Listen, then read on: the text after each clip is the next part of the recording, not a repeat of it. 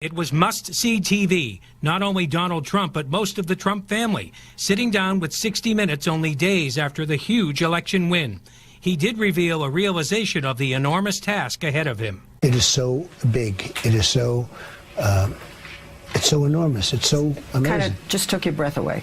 Couldn't talk. A little bit. And I think I realized that this is a whole different life for me now. Trump said he had pleasant conversations with both Hillary and Bill Clinton after the election. So does he regret the nasty tone of the campaign? I can't regret. No, I wish it were softer. I wish it were nicer. I wish maybe even it was more in policy or whatever you want to say. But I will say that it really is something that I'm very proud of. I mean, it was a tremendous campaign. Leslie Stahl also asked the president-elect what type of Supreme Court justices he would like to appoint. They'll be pro-life. They'll be, in terms of the whole gun situation, we know the Second Amendment, and everybody's talking about the Second Amendment, and they're trying to dice it up and change it. They're going to be very pro-Second Amendment. He says many of the protesters who have taken to the streets are professional demonstrators. It's been nearly a week since Donald Trump won the presidency, and the protests have gone on for days now. Yeah, their message has certainly been heard. So what's next, we ask? Well, and Paul, hundreds of students walked off this campus today. They marched for about 3 hours, and many of them tell us they still have a lot left in their tank.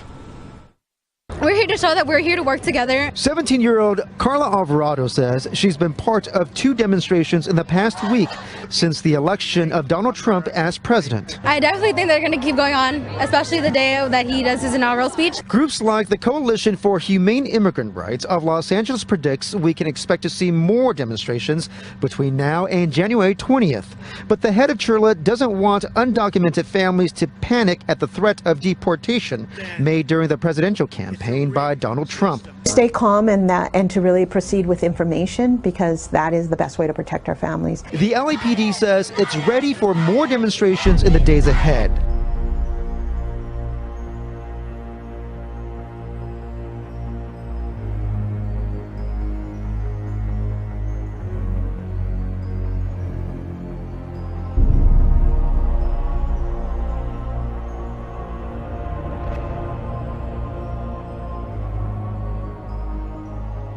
On Friday, January 20th, 2017, Donald Trump will be inaugurated as President of the United States. We call on all people of good conscience to join in disrupting the ceremonies. If Trump is to be inaugurated at all, let it happen behind closed doors, showing the true face of the security state Trump will preside over. It must be made clear to the whole world that the vast majority of people in the United States do not support his presidency or consent to his rule. Trump stands for tyranny, greed, and misogyny. He is the champion of neo-Nazis and white nationalists, of the police who kill the black, brown and poor on a daily basis, of racist border agents and sadistic prison guards, of the FBI and NSA who tap your phone and read your email. He is the harbinger of even more climate catastrophe, deportation, discrimination, and endless war. He continues to deny the existence of climate change, in spite of all the evidence, putting the future of the whole human race at stake. The KKK, Vladimir Putin, Golden Dawn, and the Islamic State all cheered his victory. If we let his inauguration go unchallenged, we are opening the door to the future they envision.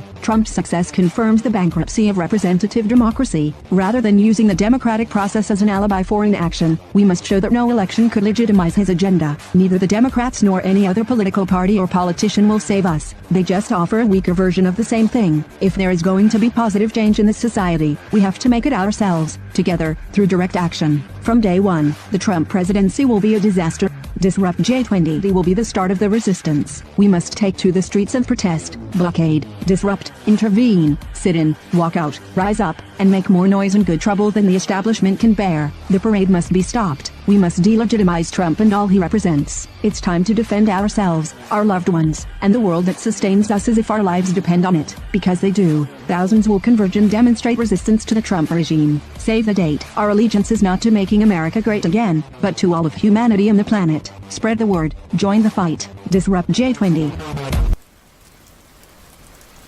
George Soros and his fellow liberal megadonors are currently readying the post-Hillary Clinton Democratic Party to oppose President-elect Donald Trump.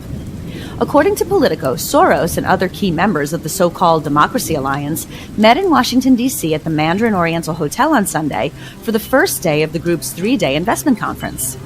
The Democracy Alliance has funneled upwards of $500 million toward liberal activist groups and candidates since Soros co-founded the group in 2005. DA requires all members, which in 2016 includes more than 100 finance titans, to donate at least $200,000 a year to approved activist groups. But the issues the DA and DNC traditionally use to mobilize liberal voters, like climate change, failed to pull white working-class support away from Trump and the GOP, which, as one Democrat operative put, should call into question the DA itself. Therefore, at this year's meeting, Soros and other liberal leaders will discuss opposing Trump's plan for his first 100 days in office. It's going to be the ultimate hideaway for doomsday preppers, a five-star, $300 million luxury development under construction in the North Texas town of Ector. 60 miles north of Dallas, far away from the constant roar of traffic, there's something going up in rural Fannin County that's still generating buzz. Developers call it Trident Lakes. It's going to be one of America's most fun, most plush, but also one of its safest neighborhoods. It's going to be a five-star resort with DEFCON preparedness. This 50-foot solid marble statue and fountain being built offers a peek of what's to come, where developers lure potential residents who may have a bunker mentality, yet still enjoy the lap of luxury. Amenities include a golf course, equestrian center, spa, gun ranges, stores, and restaurants. Is this a resort or a bunker? Yes. In this prairie, underground, earth-covered condos will be built with above-ground terraces, overlooking lagoons and white sand beaches. Planners say the underground luxury condominiums will also be connected by a series of tunnels that will lead to a larger gathering space. Aside from food, developers say the community will feature off-the-grid sources of energy and water, so people can live safely underground. You lower your air blast lock doors, and you're safe from the dangers. Witt says starting prices may be $500,000. The first phase is invitation only, mostly for athletes and celebrities. Phase 2 is for everyone else, and there's already a waiting list. Chinese President Xi Jinping tells Donald Trump that cooperation is the only choice for relations between the world's largest economies. Trump claims the two have established a clear sense of mutual respect. In a telephone call on Monday, President Xi reportedly told Trump that there were many areas where China and the U.S. could cooperate. Donald Trump's campaign has sparked uncertainty into relations after vowing to slap 45% tariffs on Chinese imports. The president-elect also pledged to label the country a currency manipulator on his first day in office. The bottom line, China's leader ready to work together. Millions of people take over Manhattan for the annual Macy's Thanksgiving Day Parade. But this year it comes with an ominous warning. A new ISIS magazine calling it, quote, an excellent target. The latest edition of Rumaya magazine includes pictures of the beloved New York City event. It also graphically describes the best way to kill the most people by using large load-bearing trucks. Quote, a vehicle is plunged at a high speed into a large congregation of unbelievers, leaving behind a trail of carnage. We plan every major event the way the police department has always planned them, which is for traffic and crowds, but today in a way that's different from the way they were always planned, which is with a complex counterterrorism overlay. Late this afternoon, the NYPD tried to calm fears about the parade. Last year, they beefed up security since the event came just a few weeks after the terror attacks in Paris. The magazine says the vehicle attack was superbly demonstrated earlier this year in Nice, France, where 86 people died.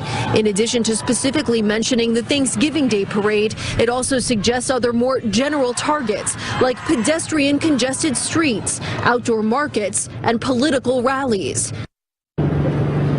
The NYPD says it has visited more than 130 places that rent trucks like the truck that was used in the attack in Nice. They say they've been offering guidance to employees on what to look for in terms of any potential terrorist suspects. The Associated Press posted an update on the continuing controversy surrounding the $3.8 billion Dakota Access oil pipeline.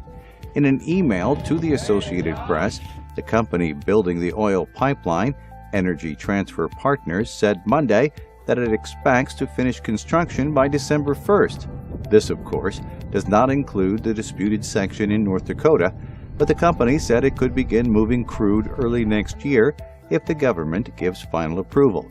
Additionally, the company outlined specifics in the email, saying it would finish the pipeline within 120 days of getting approval for an easement beneath Lake Oahe, a Missouri River reservoir in southern North Dakota. We've learned about an abandoned mercury mine near the Russian River, highly toxic and forgotten until now. After we started looking into it, the water board started investigating if it's poisoning the creek and the fish people eat. Only on 5 tonight, Juliette Goodrich asked, why hasn't anyone cleaned it up?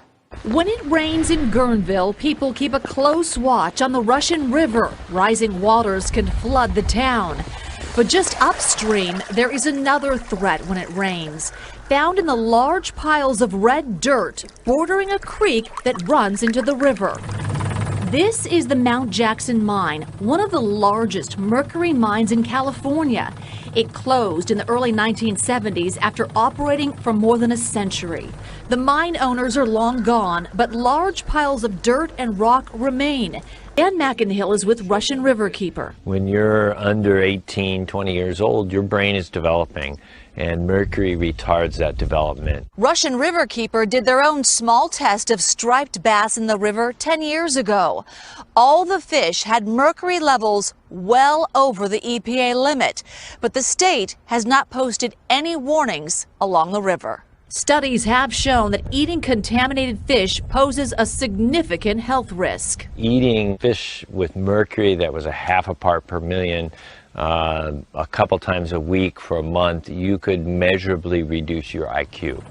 It turns out that more than a decade after the mine closed, the U.S. EPA put Mount Jackson on their Superfund list and then did nothing about it. Concerns in the town of Newburgh after potentially cancer-causing chemicals were found in the water. Now thousands of people are being told to get tested. Residents in the city of Newburgh in the Hudson Valley are being told to have their blood tested after long-held fears by some that their tap water may have been exposed to a chemical reportedly linked to cancer. It's terrible what's happened to the water. Matter of fact, I was just coming to get filtered, specially treated water from the doctor over here. New York State officials have launched a comprehensive effort offering blood tests to Newburgh's 28,000 residents after high levels of PFOs, or perfluorooctane sulfites, a chemical used for firefighting at a nearby Air Force base, were found in the city's drinking water, exceeding federal guidelines. Somebody's contaminated it.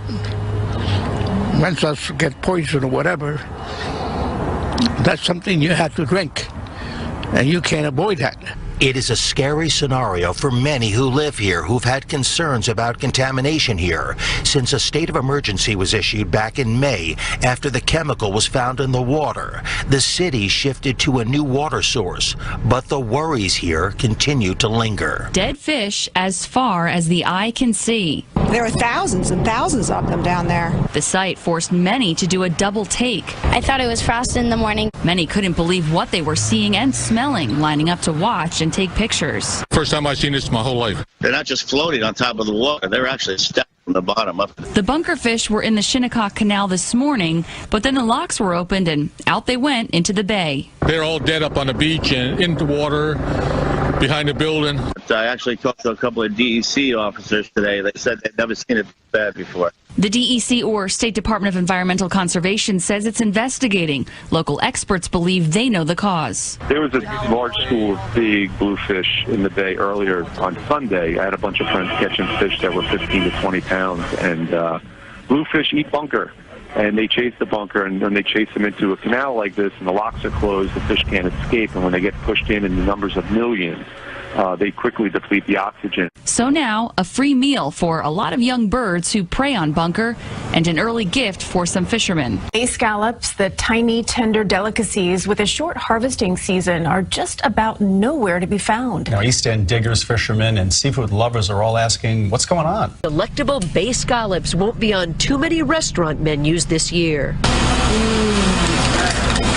Tastes like candy. prices are expected to skyrocket, $38 a pound or more, 30% higher than last year.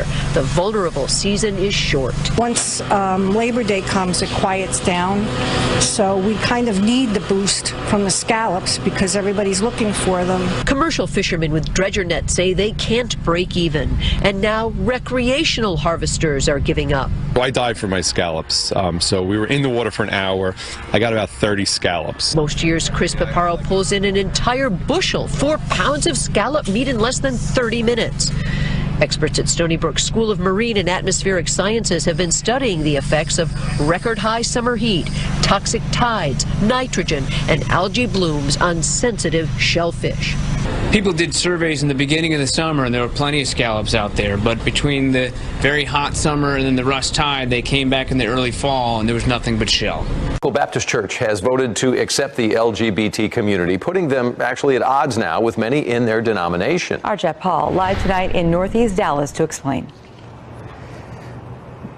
Well, Doug and Kaylee, members here, 61% of them here at Wilshire Baptist Church voted to allow those LGBT members to do things like get married, baptized, and become church leaders. But now that decision could lead to the expulsion of this church from the guiding body that oversees Texas Baptist churches. Should we choose to publicly affirm same-sex sexual behavior? A 14-month process, one vote, and a 2-page warning letter that could sever a long-standing and historical religious relationship. I will tell you, this is the most difficult conversation I've ever experienced. Pastor Mark Wingfield at Wilshire Baptist Church says he recognizes nearly 40% of his congregation isn't happy about allowing LGBT members to fully participate. He says it wasn't one member or incident that sparked the exhaustive research and vote. It was the changing times. And congregations that think they're not going to deal with it are living in a bubble that's going to burst. The Baptist General Convention of Texas wasn't pleased with the idea and tried to put an end to it last week by telling Wilshire it was on notice. Tonight, the guiding body issued a statement saying Texas Baptists have a long-standing and often reaffirmed biblical position on human sexuality and marriage. We're saddened by the outcome of Wilshire's vote and their withdrawal from the harmonious cooperation with the churches of the convention. Wingfield says he wants the decision not to be about who's excluded, but who's included. I want to open my arms to as many people as possible and say, you're welcome here. There have been a flood of donations pouring in to Planned Parenthood since the election of Donald Trump and his running mate Mike Pence. In response to Pence's firm stance against women's reproductive rights and forcing many Planned Parenthood clinics to close in his home state of Indiana, women across the nation are donating to the women's organization in his name to fight back.